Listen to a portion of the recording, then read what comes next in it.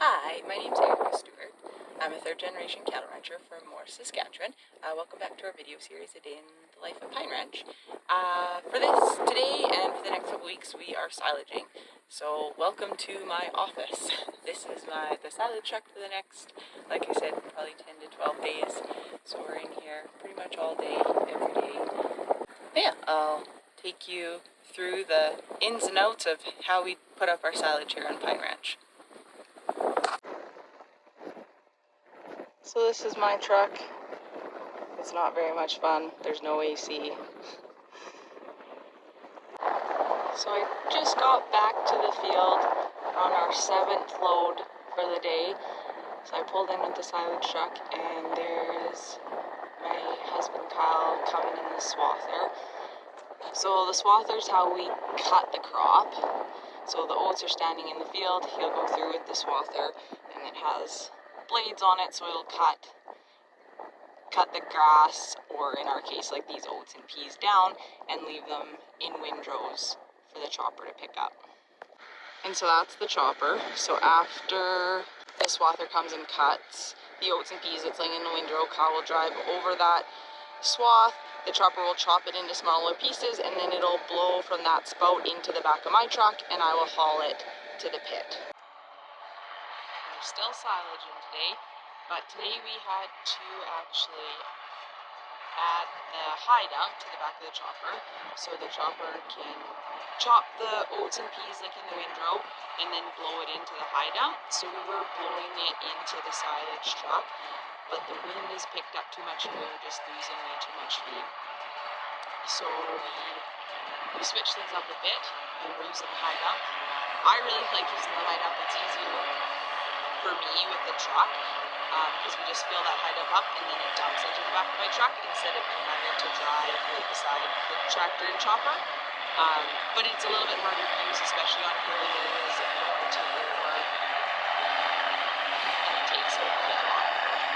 But in a year like this where we don't have much feed, we got to make sure we get every little bit, so we were just wasting too much with the wind, so that's why we switched to this. So this is how we get the chopped silage from the high dump into the back of my silage truck so I can take it to the pit. So that high dump just lifts up and dumps right over and dumps it all in there.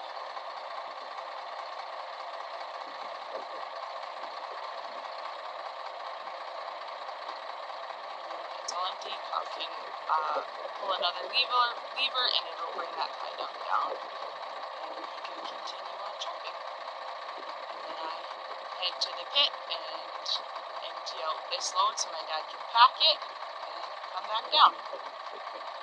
And do this all day for probably the next 10 to 12 days.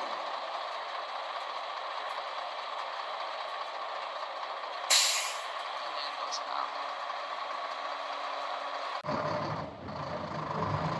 So here we are in the field and I'm just following Kyle until that high dump gets full. We usually have radios, so he has one and I have one, so we can communicate with where he's at, how full he is, where I should meet him. Our radios broke down, so we're playing a really fun game of silaging, husband and wife charades right now. So while we're silaging, my mom takes care of our girls and she brings lunch out to us in the field. So we're just having a little silage picnic here. A quick stop for lunch and then back at her. So this load on top here is what I just dumped out of my truck on the silage pile. So it just lifts up, dumps out. So this is my dad's job. He packs the silage in the pit. So our pit is just on the ground, so I bring the chop feed in the truck, dump it out, and Dad moves it around and drives over it with the tractor to kind of pack it down and squish out any air. So air is what's going to make this mold, and mold is really bad for pregnant cows. So we want to try to make sure we get all the air out so it doesn't mold, and then when we're all done we'll wrap it or like put a tarp over it to seal it up. And so in taking out all the air, it's actually causing fermentation, and this is a reason why silage is a super great feed for cattle, because in the silage pit with, the least amount of oxygen as possible and the tarp over it.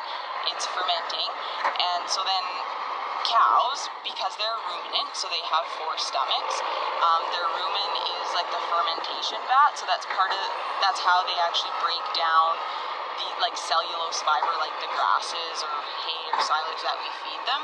And so there's bugs in there that actually break this down, and that's how they get the nutrients from it. And so the silage in the pit, when that fermentation process has already been started for them, it just makes this feed much more efficient for them. So this is what the chopped silage looks like. So this is in the back of the high dump. So this is how small that chopper is able to chop the oats and peas.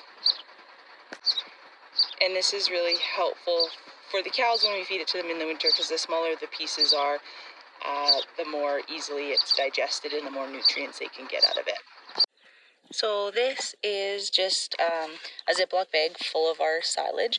So we take a few of these samples off every field we do and send them to our nutritionist, and he does feed tests on them. So that's how we know how much energy, protein, and then what some of the minerals are in our silage. So then our nutritionist can build us a winter feeding ration accordingly, and also build our mineral according to what's maybe high in our soil and then gets into the plants, or what's lacking.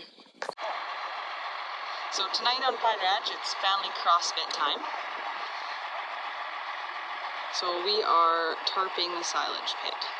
So we gotta lay this silage tarp, which is 60 feet by 100 feet, over the pile we made, stretch it out, and then we get to throw that whole pile of tires onto the pit. So we do this to seal it so no oxygen gets into that silage we cut, because silage we cut it with moisture in it. We have to make sure we seal it so that oxygen stays out, so it doesn't mold. We don't want mold, but we want it to ferment.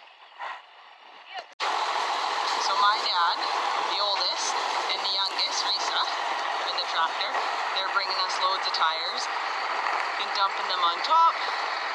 And then Kyle, my mom, and I, and Hazel are putting the tires on top of the pit. So the tires are just waiting to hold this plastic down so it doesn't blow away.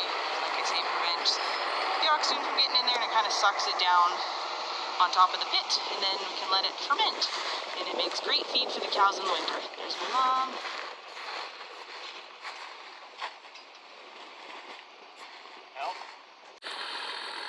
Well, that's a wrap on silaging 2021.